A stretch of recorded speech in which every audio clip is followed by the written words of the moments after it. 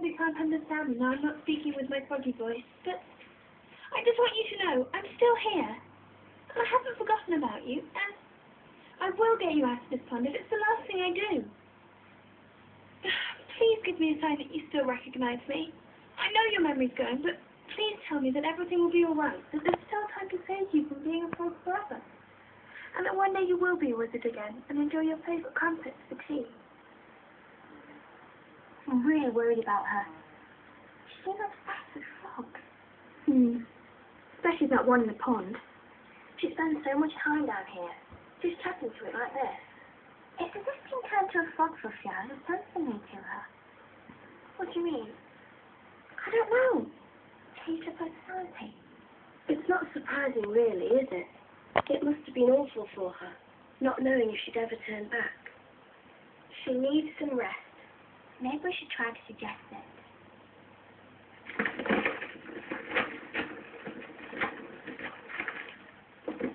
What are we going to do with Mildred and Ethel over this ridiculous feuding? I've given them both 500 lines, but it hardly seems adequate. Ethel should know better than to contravene the witch's code by changing one of her classmates into an amphibian. And no sooner does Mildred start on this special program of duties we've given her than she gets herself mixed up in something foolish like this. Every opening a post before we deal with disciplinary matters. Finding a punishment for Ethel shouldn't be too hard, but shouldn't we be carrying out our threat to put Mildred back down to the first year? It seems so many letters. Where did it all come from? It's all junk mail and catalogues these days. We do need to discuss this, Miss Cackle. Look at this. Someone here is offering a witch exchange to Siberia. We'd host a visit from a group of Siberian witches and then take a party of our girls out there. I don't think so, Davina.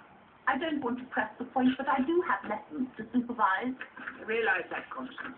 Ah, it's cheap wizard Hellebore's reply. He's decided to accept my invitation to give the girls a lecture, and says he'd be delighted to visit tomorrow night to give a masterclass to the girls in wizardry and wonder working. Indeed they will. In fact, Constance, if you're looking for a punishment.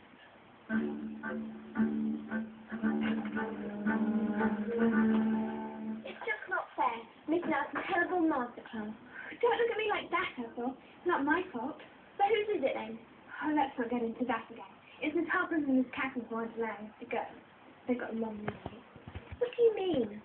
Last year's Halloween celebration, when I crashed into Hellebore, you guys put the spell on my broom. No one wanted going anywhere near him. You might as well accept it. It's all right for you. You couldn't care less about a terrible masterclass. It's the first chance I've had to show serious wisdom all the spells I can do. And what makes you think I'm not interested in trying to impress Hellebore? The question is, Mildred, why would he be interested in you?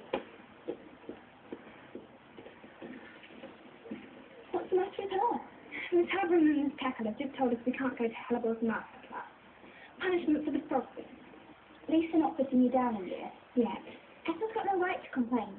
Now that's what she did to you, Lily. No. And if she thinks she needs a wizard more than I do, Learn your name. one way or another, I've got to see Hellebore. Why, then? Because he's the first wizard we've had at the school in ages, and only a wizard can change myself back into Mr. Algernon. Listen, I don't suppose either of you would like to swap places. So I could go instead of you.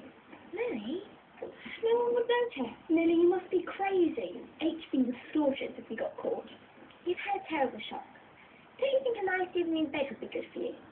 Listen, I know you're convinced your frog's a wizard. He is! Oh, come on, Lily. A frog is a frog. I was when I was one. Look, if you're so concerned about me being there, then at least take Mr. Algernon in for me. What for? To ask Hellebore for help. Please? No, we can't, Lily. Oh, you don't understand. Lily.